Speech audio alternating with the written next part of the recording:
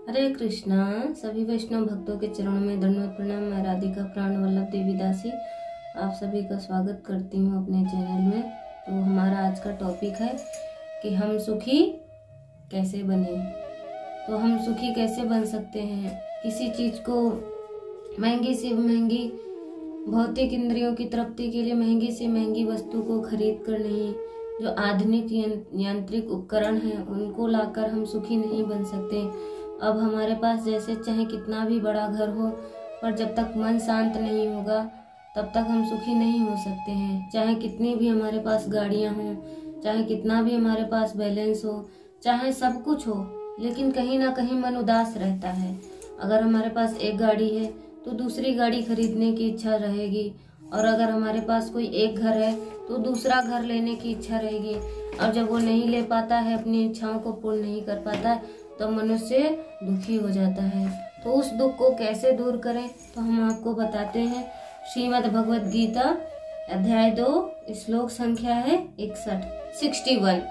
तो इसमें भगवान कहते हैं कि तानि सर्वाणि संयम्यम युक्ता आसीत मत्परः वसे ही यस्य इंद्रियाणि तस्य प्रज्ञा प्रतिष्ठिता। जो इंद्रियों को वश में रखते हुए इंद्रियां संयमन करता है, वह अपनी इंद्रियों की चेतना स्थित कर देता, वह स्थिर कहलाता है। जब तक हमारा जो मन है, हमारी इंद्रियां हैं, हम भगवान के चरणों में समर्पित नहीं करेंगे, तब तक हम सुखी नहीं बन सकते। अब हम उदाहरण देते हैं अम्बरीश महाराज का और दुर्वासा मुनि का।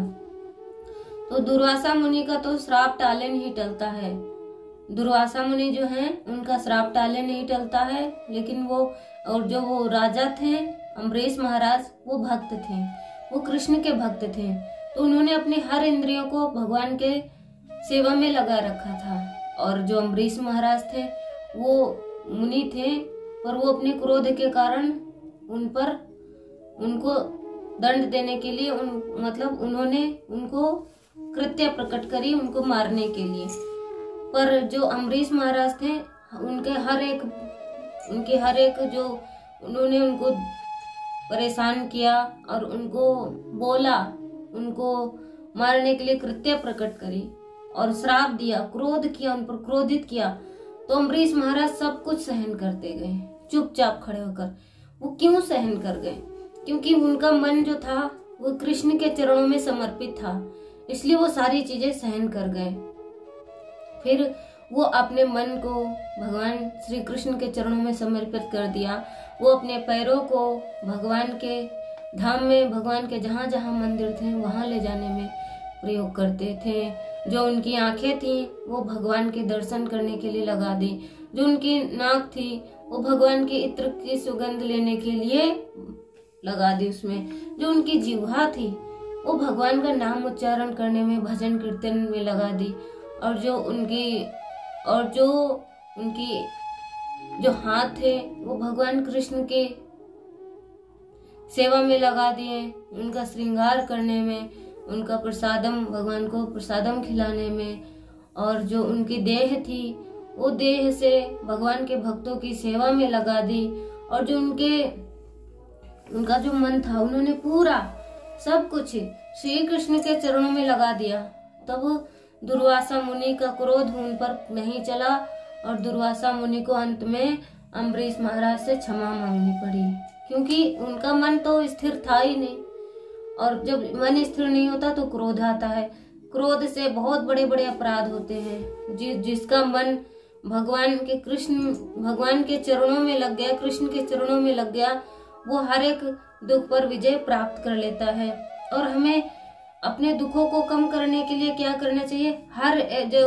हमसे जो भी गलती होती है या जो भी होता है हमसे, तो वो सब भगवान से कहनी चाहिए, किसी और से नहीं कहनी चाहिए। और जो अपना शरीर है वो भगवान के साधन में लगा देना चाहिए और भगवान की कृपा पर ही निर्भर रहना चाहिए। दूसरों पर निर्भर कभी नहीं रहना चाहिए। और अपने में कभी ये अभिमान नहीं करना चाहिए कि ये सब मैंने किया। यही कहना चाहिए कि ये सब भगवान की कृपा से हुआ है। और अपने आप को कभी भी पुरुषार्थ नहीं मानना चाहिए कि मैंने किया है। जब इंसान के अंदर मैं का भाव आ जाता है, अहम का भाव आ जाता है, तब उसकी इंद्रियां भगवान से विलग कर देती हैं और फिर वो अनेक प्रकार के कष्टों को भोगता है, दुखी रहता है, तड़पता है, परेशान होता है, यहाँ तक कि वो आत्महत्या भी कर लेता है, क्योंकि वो किसी के गाइडेंस में नहीं होता है। इसलिए हमारा कर्तव्य बनता है कि हम जब दुखी हो, परेशान हो, तो भगवान की शरण में जाना चाहिए, गुरु के शरण में जाना चाहिए और ऐसे भक्तों को देखना चाहिए जो कृष्ण और विष्णु की सेवा करते हों। और हमेशा भक्त भगवान के परायण होने का मतलब है कि केवल भगवान से ही मत बुद्धि हो, भगवान ही मेरे हैं और मैं भगवान का हूँ। ये संसार मेरा नहीं है और मैं संसार का नहीं हूँ। भगवान ही मेरे साथ हमेशा रहते हैं, संसार मेरे साथ कभी नहीं रहता है। इसमें मैंपन का केवल भगवान के साथ होना चाहिए। ये कभी नहीं हमें सोचना चाहिए कि ये मेरे पति हैं, ये मेरे पुत्र हैं, ये मेरे भाई हैं, तो अंत समय में मुझे यही बचा लेंगे। नहीं, हमें अगर मैंपन का भाव रखना है तो ये मेरे भगवान हैं और मैं इनका हूँ, और ये संसार मेरा नहीं है और न ही संसार का मैं हूँ, क्योंकि भगवान मेरे साथ हमेशा रहते हैं और वही मेरी रक्षा करते हैं हमेशा। अगर हम यही कहेंगे तो हम सुखी हो पाएंगे और हमारी इंद्रियां भी सुखी हो पाएंगी। और कोई सुखी करने का साधन ही नहीं है। कर्मयोग, त्याग, और त्याग से शांति मिलती है, त्याग से सुख मिलता है, परंतु प्राप्ति का सुख नहीं। प्रत्युत दुख, अशांति मिटाने का सुख, जबकि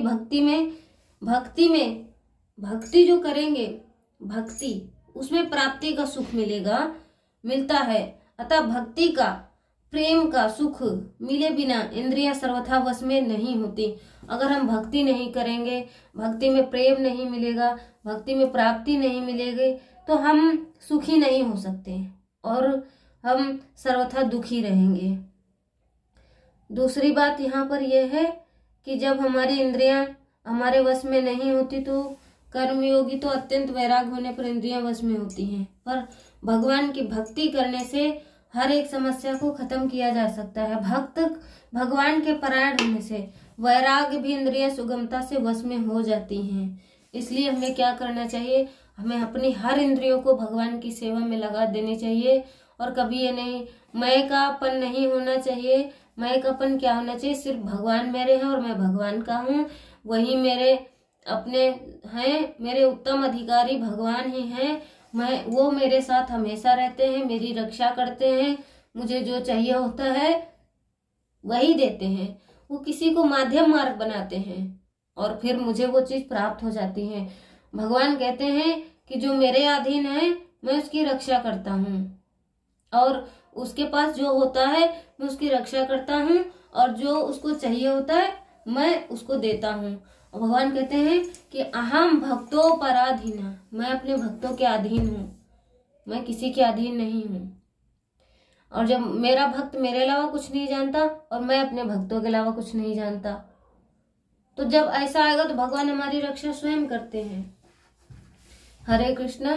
तो यही दुख को दूर करने का असली उपाय है। और कोई दुख जो हम सोचें कि कृत्रिम साधन है, एसी खरीद लें, बड़ा घर खरीद लें, बहुत सारे पैसे कमा लें, तो वो सुख के साधन नहीं है, सुख है ही नहीं। जब संसार बनाने वाले ने कहा है कि दुखालयम अशाश्वतम, यह संसार दुखों का घर है, तो हम कहाँ से सुख ढूंढ रहे हैं, नहीं है सुख।